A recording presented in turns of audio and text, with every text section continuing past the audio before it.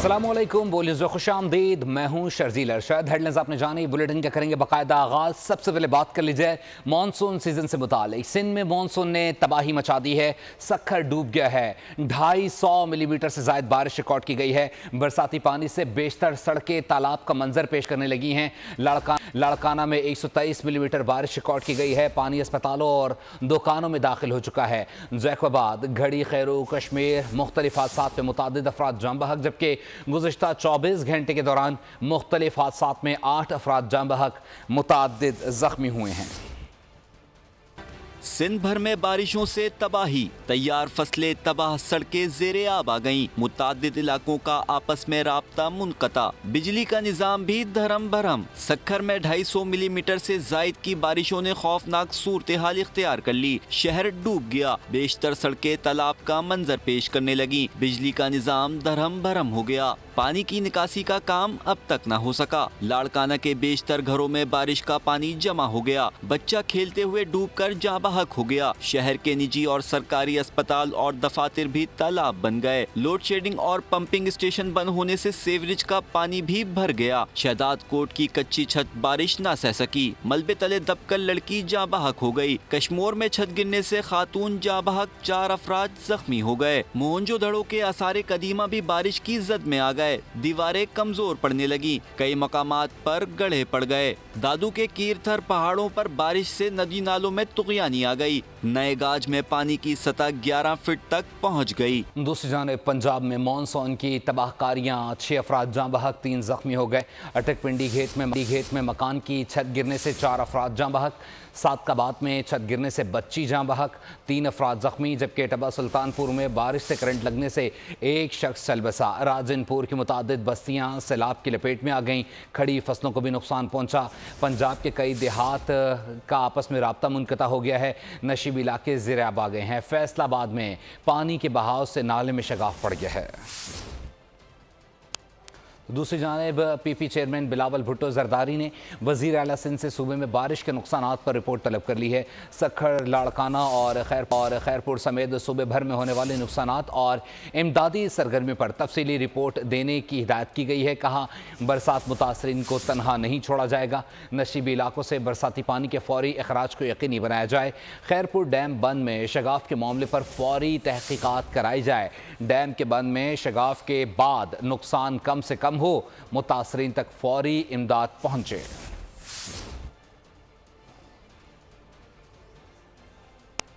जबकि स्पीकर कौमी असम्बली का हालिया बारिशों से जानी और माली नुकसान पर अफसोस का इजहार।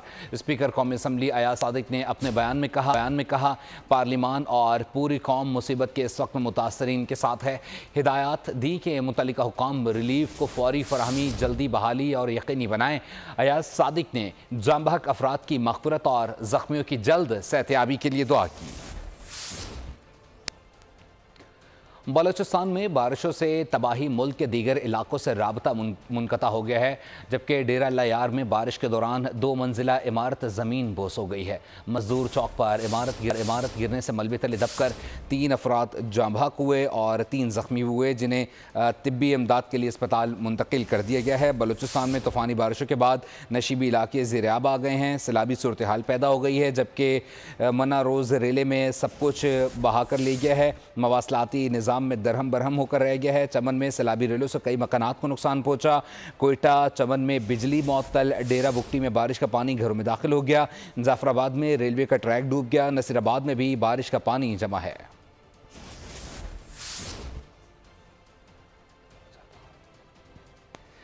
मानसेरा महांडरी के मकाम पर दरिया कुनहार का बड़ा हिस्सा लैंडस्लाइडिंग से दरिया में गिर गया। महांडरी पहाड़ का एक हिस्सा गिरने से कोई जानी नुकसान नहीं हुआ। अहले इलाका का कहना है कि पहाड़ से मलबे वक्फे से गिर रहा है, जिससे पानी की सतह बुलंद हो रही है।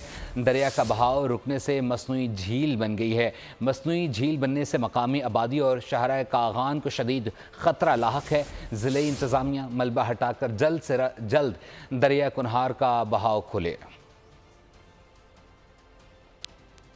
दूसरी जानिब हुंजा और गिजर में बारिश का और सैलाब। गिजर और हुंजा के बलाई इलाकों में तेज़ बारिश से आने वाले सैलाब से राबता सड़कें और शारा कराक्रम गिलगित हुंजा सेक्शन भी ट्रैफिक के लिए बंद हो गया है। तेज़ आंधी और गरज चमक के बाद बारिशों से मुतअद्दिद मकामात पर सैलाब उमड़ आया है। लोगों के घर के साथ खड़ी फसलों को भी शदीद नुकसान पहुँचा है। सैलाब से गोरों के मकाम पर शारा कराक्रम बंद। गिजर में भी सैलाब से रिहायशी मकानात और खड़ी फसलों को शदीद नुकसान पहुंचा है। हुंजा में भी सैलाब से रिहायशी मकानात और खड़ी फसलों को नुकसान पहुंचा है। दूसरी जानिब NDMA ने अर्बन फ्लडिंग की एडवाइजरी जारी कर दी है। मुल्क के तमाम बड़े शहरों में अर्बन फ्लडिंग का खदशा है। आज रात से कल तक वक्फे से मूसलाधार बारिश भी होने का इम्कान जाहिर किया गया है। इस्लामाबाद, रावलपिंडी, गुजरावाला, लाहौर, शेखुपुरा में अर्बन फ्लडिंग का इम्कान है। सियालकोट, सरगोदा, फैसलाबाद, नौशहरा और पेशावर में भी अर्बन फ्लडिंग का खदशा है। NDMA के तमाम मुतल्लिका महकमों को हिफाजती इक़दाम करने की हिदायत भी जारी कर दी गई है।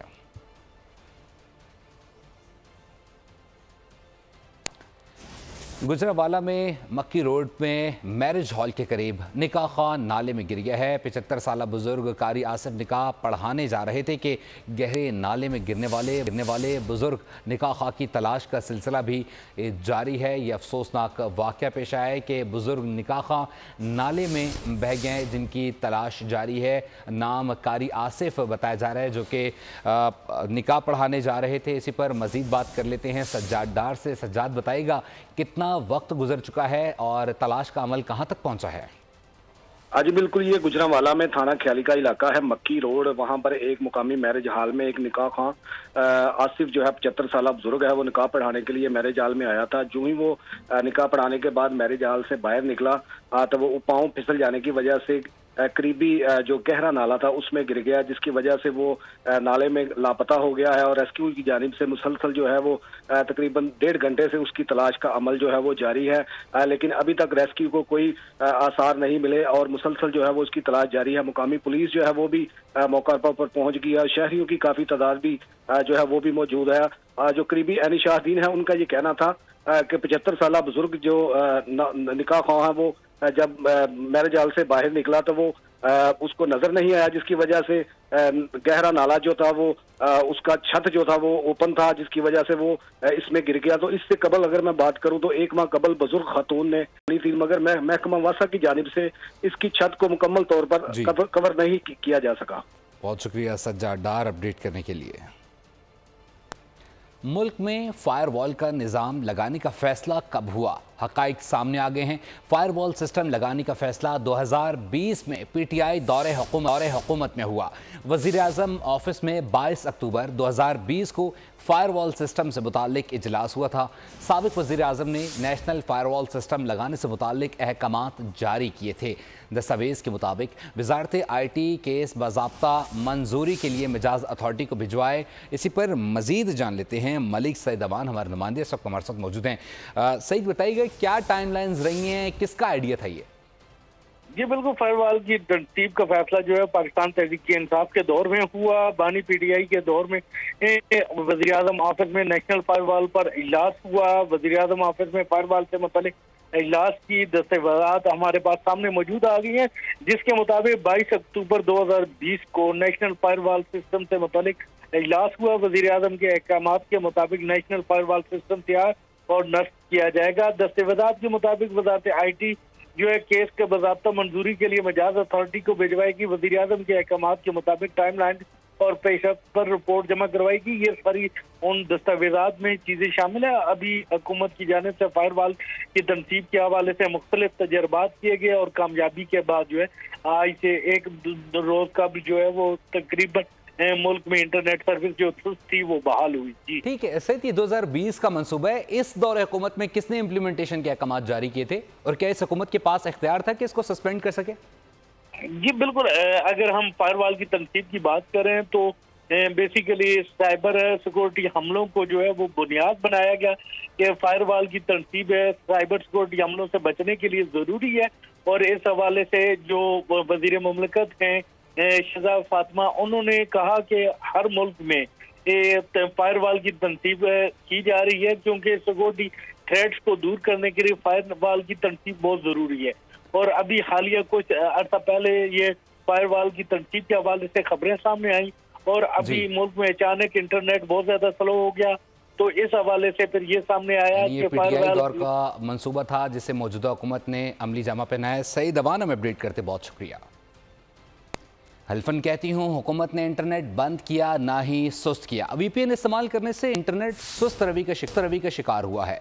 अनोखी मंतक वजीर मुमलिकत बराए IT शिजा फातमा की प्रेस कॉन्फ्रेंस कहा कि IFC के तहत मुल्क में सरमायाकारी में इजाफा हो रहा है। तमाम तर मौशी मुश्किलात के बावजूद IT डिमांड पूरी की गई। 60 अरब का बजट दिया गया। 4 अरब से ज़ायद बच्चों की IT ट्रेनिंग के लिए बजट रखा गया है। मेटा और दीगर कंपनियों की मदद से नौजवानों को तरबियत दे रही हैं। सब्सक्राइब करें और बेल दबाएं ताकि कोई खबर रह न जाए।